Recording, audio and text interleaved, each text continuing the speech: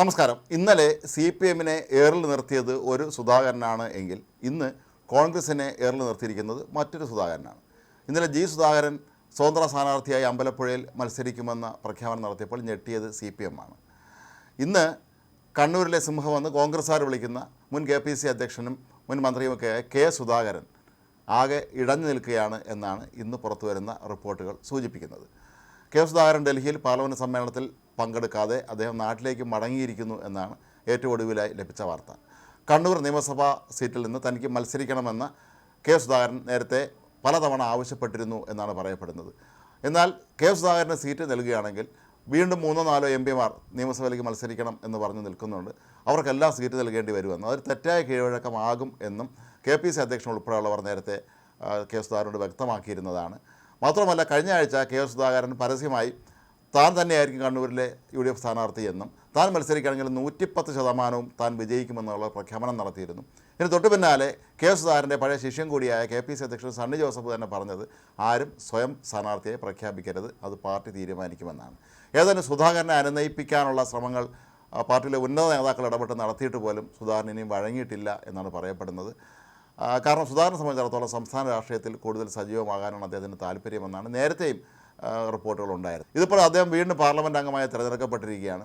ഏതായാലും സുധാകരനെ സംബന്ധിച്ചിടത്തോളം തനിക്ക് കണ്ണൂർ സീറ്റ് നൽകിയേ പറ്റൂ എന്നുള്ള പിടിവാശിയിലാണ് സുധാകരൻ. മറ്റു നേതാക്കളെ അപേക്ഷിച്ച് സുധാകരനെ സംബന്ധിച്ചിടത്തോളം അദ്ദേഹം വളരെ കർക്കശമായ നിലപാടുകൾ സ്വീകരിക്കുന്ന ഒരാളാണ്.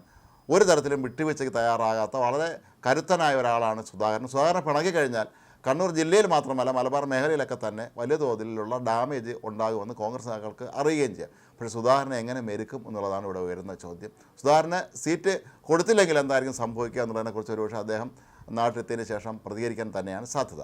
അതിനിടയിലാണ് വളരെ വികാരപരമായ ഒരു ഫേസ്ബുക്ക് പോസ്റ്റുമായി ഇന്ന് സുധാകരൻ രംഗത്തെത്തിയിരിക്കുന്നത്. കണ്ണൂരിലെ കോൺഗ്രസിൽ താൻ ആരാണ് എന്ന് വളരെ വ്യക്തമായ ഭാഷയിൽ തന്നെയാണ് സുധാകരൻ അങ്ങേയറ്റം വികാരം മുറ്റി നിൽക്കുന്ന ഭാഷയിൽ ഈ FB പോസ്റ്റിലൂടെ പറയുന്നത്. ആ FB പോസ്റ്റ് ഏതാണെന്ന് നമുക്ക് നോക്കാം.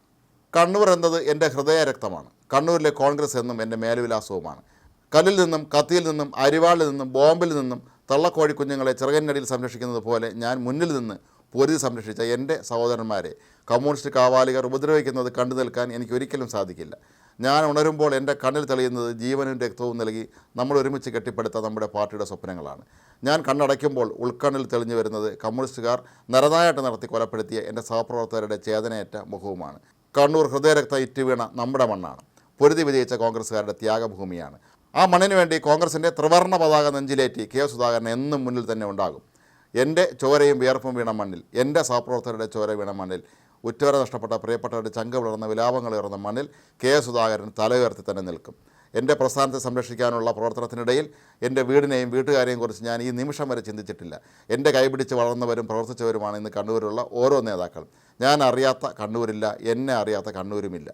കടന്നു വന്ന കനൽ വഴികൾ ഒരുപക്ഷെ മറ്റുള്ളവർക്ക് മറക്കാനാകുമായിരിക്കും. പക്ഷേ എനിക്കതൊന്നും മരണത്തിൽ മറക്കാനാകാത്ത പച്ചയായ യാഥാർത്ഥ്യങ്ങളാണ്. ഇതിലൂടെ അദ്ദേഹം പല നേതാക്കളെയും ലക്ഷ്യമിടുന്നുണ്ട്. അതിലൊരാൾ ഒരുപക്ഷെ KPCC പ്രസിഡന്റ് സണ്ണി ജോസഫ് തന്നെയായിരിക്കും. കാരണം സണ്ണി ജോസഫ് സുധാകരൻ്റെ ഒരു അനുയായിയായിട്ടാണ് കോൺഗ്രസിൽ വളർന്നു വന്നത്. സണ്ണി ജോസഫ് എന്ന നേതാവിൻ്റെ രാഷ്ട്രീയ വളർച്ചയിലൊക്കെ തന്നെ സുധാകരൻ നിർണായക പങ്കും വഹിച്ചിട്ടുണ്ട്. അതുതന്നെയായിരിക്കും അദ്ദേഹം ഇതിലൂടെ ഉദ്ദേശിക്കുന്നത്. മാത്രമല്ല, കണ്ണൂരിലെ രാഷ്ട്രീയത്തിൽ CPM-ൻ്റെ അക്രമ രാഷ്ട്രീയത്തിൽ കോൺഗ്രസിനെ കണ്ണൂർ ജില്ലയിൽ പിടിച്ചു നിർത്തിയത് സുധാകരൻ തന്നെയാണ്. എത്രയോ വധശ്രമങ്ങൾ അദ്ദേഹത്തിന് നേർക്കുണ്ടായിട്ടുണ്ട്. ഒരുപക്ഷെ കേരളത്തിലെ ഏറ്റവും അധികം വധശ്രമങ്ങളെ നേരിട്ട ഒരു നേതാവായിരിക്കാം, കോൺഗ്രസ് നേതാവായിരിക്കാം സുധാകരൻ. മാത്രമല്ല, കോൺഗ്രസിൻ്റെ ഏതൊരു ചെറിയ പ്രവർത്തനം പോലെ ഒരു ആവശ്യം വന്നാൽ ഓടിയെത്തുന്ന ഒരു നേതാവ് തന്നെയാണ് സുധാകരൻ. അതുകൊണ്ട് തന്നെയാണ് കണ്ണൂരിലെ നിയമസഭാ സീറ്റ് തനിക്ക് നിഷേധിക്കുമ്പോൾ ഇത്തരത്തിലുള്ള വളരെ വികാരപരമായ ഒരു കുറിപ്പുമായി ഈ കണ്ണൂർ സിംഹം രംഗത്തെത്തുന്നത്. സുധാകരൻ കഴിഞ്ഞ ദിവസം നടത്തിയതുപോലുള്ള ഒരു നീക്കം സുധാകരൻ നടത്തുമെന്ന് പൊതുവെ തോന്നുന്നില്ല. മുമ്പൊരിക്കലും അദ്ദേഹം പറഞ്ഞു വേണ്ടെന്നാൽ ഞാൻ BJP-യിൽ ചേർന്ന് എന്താണ് കുഴപ്പം അദ്ദേഹം ചോദിച്ചിരുന്നെങ്കിൽ പോലും സുധാകരനും BJP-കാരനാകാനൊന്നും കഴിയില്ല എന്നാണ് കണ്ണൂരിലെ കോൺഗ്രസ്സുകാർ വിശ്വസിക്കുന്നത്. കണ്ണൂരിൽ മാത്രമല്ല കേരളത്തിലുടനീളം വലിയ അനുയായി വൃന്ദമുള്ള സുധാകരൻ്റെ ഈ ഫേസ്ബുക്ക് കുറിപ്പ് ഒരുപക്ഷെ മറ്റെന്തിൻ്റെയെങ്കിലും നാന്ദിയാണോ എന്ന് സ്വാഭാവികമായി നമ്മൾ സംശയിക്കേണ്ടി വരും. ഏതായാലും വരും ദിവസങ്ങളിൽ സുധാകരൻ തൻ്റെ നിലപാട് ഇക്കാര്യത്തിൽ വ്യക്തമാക്കുക തന്നെ ചെയ്യും എന്നാണ് കരുതപ്പെടുന്നത്.